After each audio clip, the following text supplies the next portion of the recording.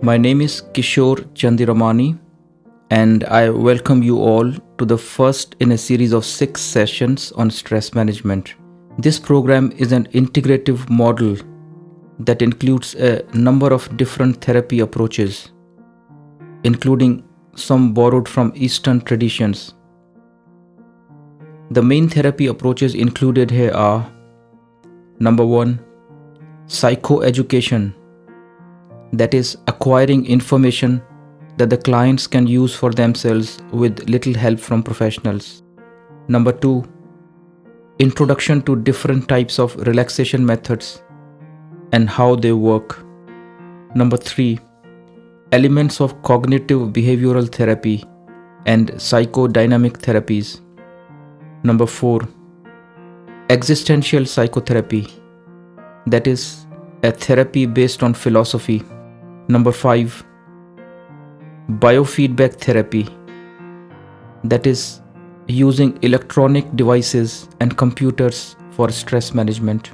And finally, I have discussed some theoretical aspects of Vipassana meditation that are related to stress management.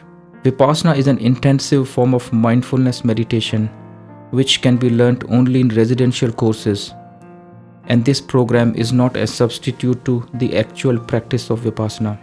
Now, looking at what causes stress.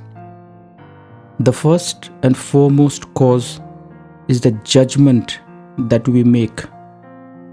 Judgments about different situations in terms of good, bad, right, wrong, beautiful, ugly, intelligent, stupid, nice, nasty, about ourselves and about others.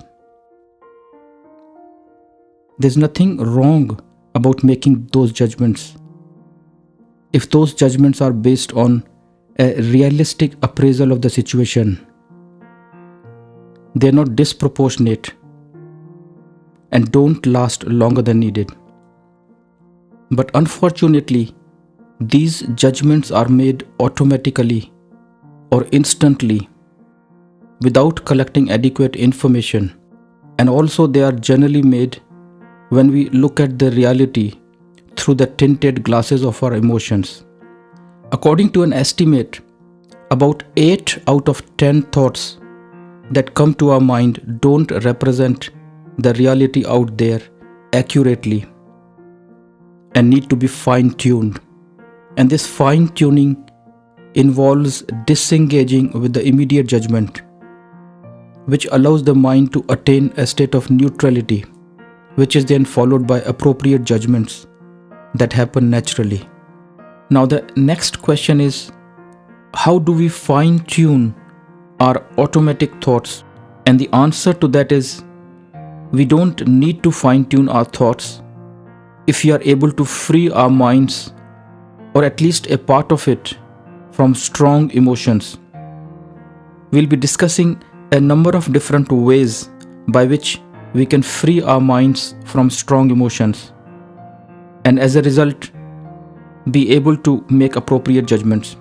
A discussion on judgments and how they influence our stress levels is a topic for 3rd session, but I'll briefly talk about it here. As a habit, we tend to be judgmental more than is required in everyday situations. So the effort needs to be on becoming less judgmental. And it may be that people who are more judgmental and rigid about their views are more stress prone, and those who can be less judgmental are less stress prone. The next cause of stress is our inability to accept change. We want the same things that satisfy us to continue indefinitely, or we get easily bored by the sameness and want change, which is not happening.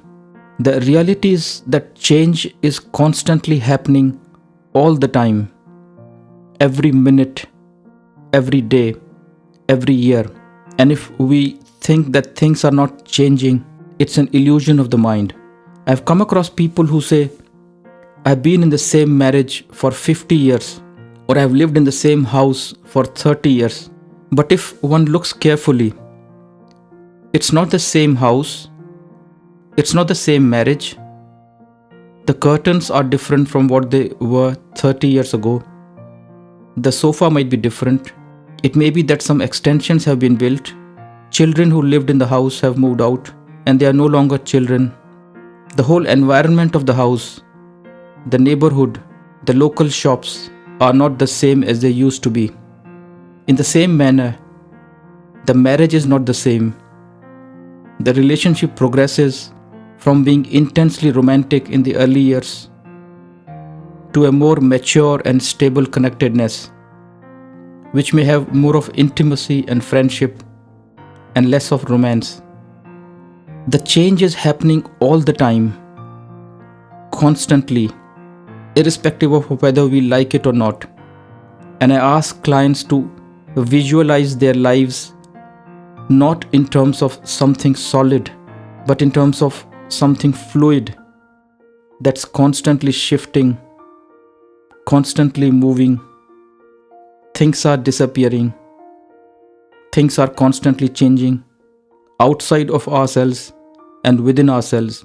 Sometimes when we suffer from anxiety and depression, we want to feel the same as we felt a few years ago.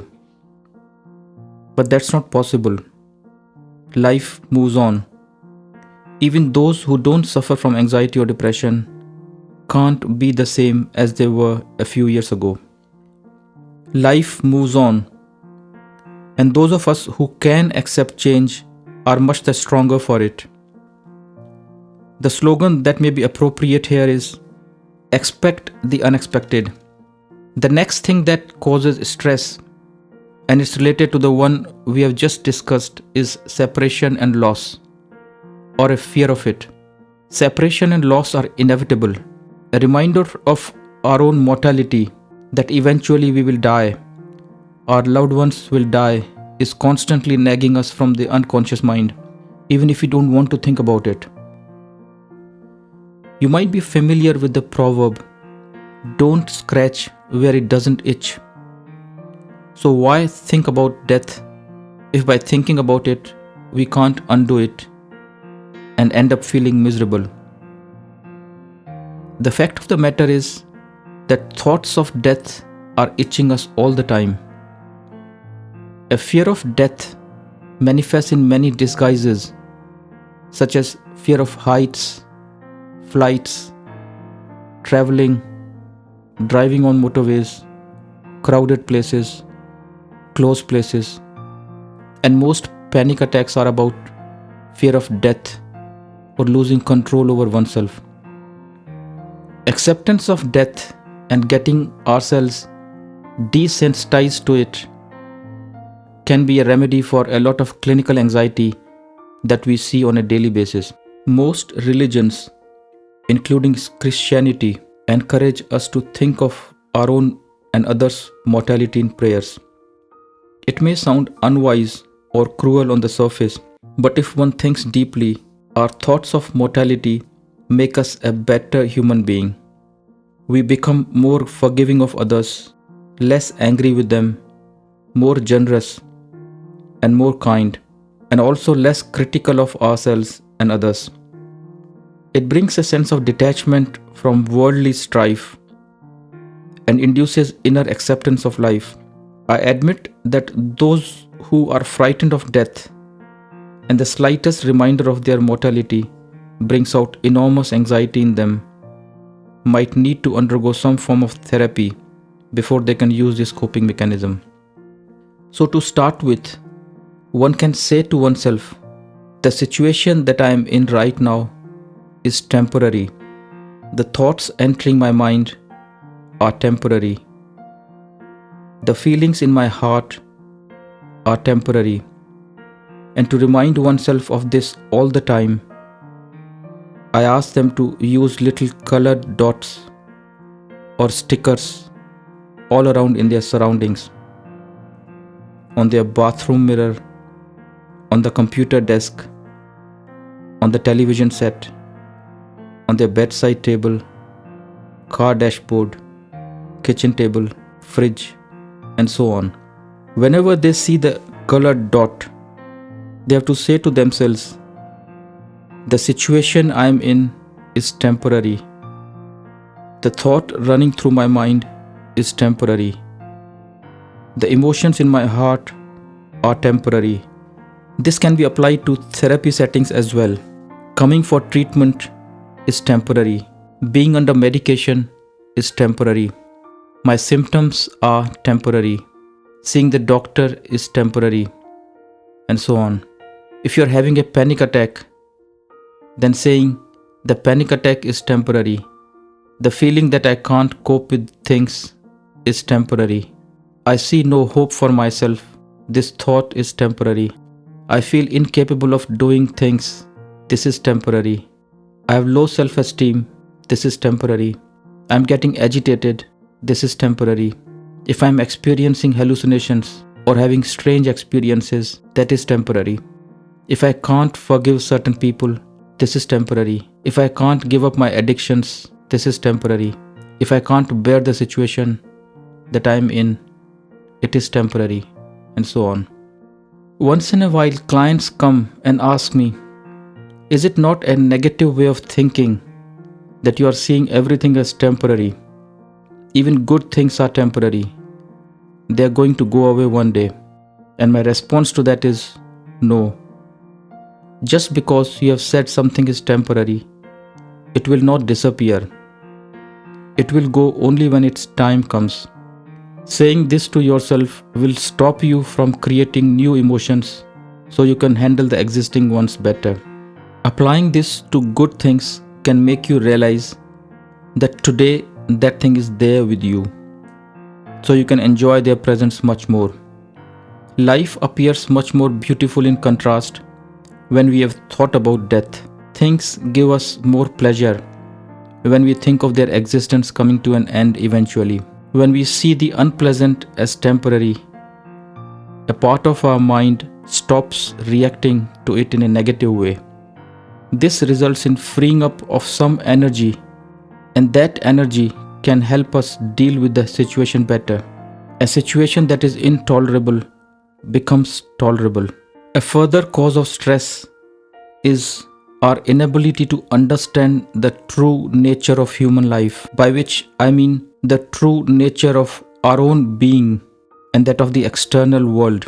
We tend to have a romanticized view of human life and sometimes fail to make a distinction between what is normal suffering and what is abnormal. By normal suffering, I mean the suffering of a person who doesn't suffer from any diagnosable psychiatric problem. Usually, some people have the feeling that they are the ones stuck here and everybody else seems to be getting on fine with their lives. It's because they haven't examined others' lives under a microscope. And if they do, they'll find that there is an element of universality in human pain. The suffering of an average or normal person is also enormous. Those of us who can't come to terms with it are more likely to develop psychiatric problems. The next thing that can give rise to stress is wanting to be in control of our lives all the time.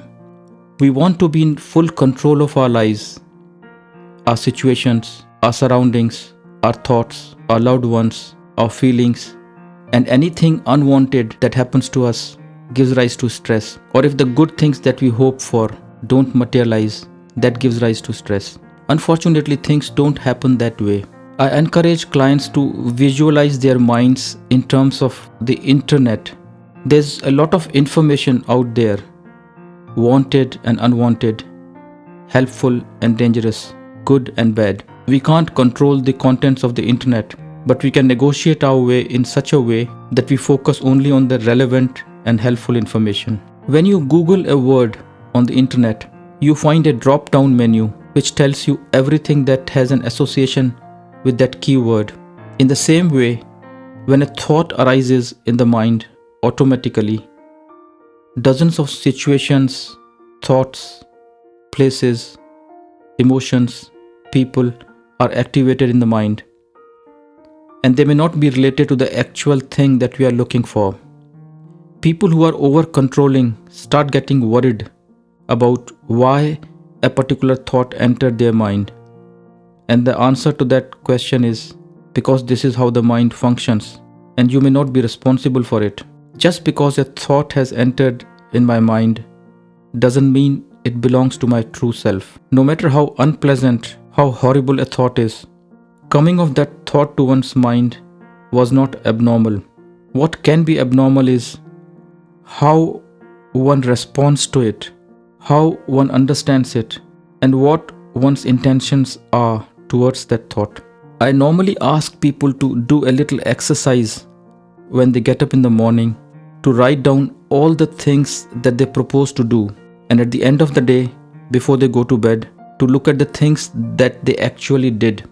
And to their surprise, they find that they were not aware of about 60 to 70% of the details of things that happened on that day. They had not even thought of the situations they would be in, what things they would be required to do, who they will meet, what decisions they will make, which means that 60 to 70% of things are happening in reality which we had not foreseen. Wanting to be in control and doing things our way will make us unhappy 60 to 70% of the time. In that respect, letting go of the desire to control each and every bit of our lives can be a very liberating experience, and being open to what comes our way, intended and unintended, can be helpful. In this respect, I ask clients to visualize their thoughts and feelings in terms of a river flowing, and you are the person sitting on the banks of the river, watching the flow. One might see all good and bad things happening. Sometimes people partying on the boat, singing and dancing. At other times, bunch of flowers, or maybe dead cattle, or sewage water flowing down the stream. The person sitting on the banks of the river has no control over the stream of the river. She can't stop the flow, and whatever comes in front of her has to pass, good or bad. In the same way, whatever comes into our minds, no matter how horrible the thought is, no matter how unpleasant the feeling is, it can't stay there forever. It has to pass. Choosing to act on certain thoughts and feelings is different from questioning the existence of them and eliminating them. The other example is that of a tree. One can visualize oneself in terms of a tree and all their thoughts and feelings as birds perching on the tree. They look the part, but they don't belong to the tree and eventually will fly off. In Vipassana meditation, the mind is likened to a guest house and the individual as the owner of the guest house. All the thoughts and feelings that come to the mind are like the guests who check into the guest house. When a nice person comes to stay in the guest house, the owner of the guest house doesn't become overjoyous because she knows that eventually he'll be gone in a few days. And if a bad person comes to stay in the guest house, the owner doesn't become depressed because she knows that eventually that person will be gone too. So the solution to the problem of wanting to be in full control of oneself is surrender or letting go. It is important to note here that we are not surrendering the action, but our preoccupation with the results of our actions. Some clients find it helpful to know that there is a higher intelligence at work, and by this I'm not referring specifically to God. The natural processes supporting everyday actions are highly complex, orderly, and precise, and we can't claim credit for that. For example, for my body to function properly, there are dozens or maybe hundreds of chemicals which are secreted in very minute quantities, picograms of insulin, adrenaline, serotonin, and any little deviation from the precise quantity can give rise to illnesses. Now, I don't even know the names of those chemicals, leave aside having the ability to produce them and control their release. So there is some sort of higher intelligence at work supporting my life, and applying it to psychology would be like saying to oneself, when one's plans don't seem to be working, that there is some sort of an intelligence working, and some sort of control somewhere influencing my life. Having trust in that higher intelligence or the laws of the universe can be a liberating experience. We set time scale to our plans and judgments, but sometimes we don't realize that nature has its own time scale for us, and the nature's time scale has the veto power over all our plans. This does not mean we surrender our appropriate actions and become fatalists. The next cause of stress is selfishness of people who are close to us. If we examine it closely, it is our own selfishness that can make us prone to hurt in the face of others' selfishness. A completely selfless person is more immune to the hurt resulting from others' selfishness. By saying this, I'm only giving you an additional viewpoint to look at things.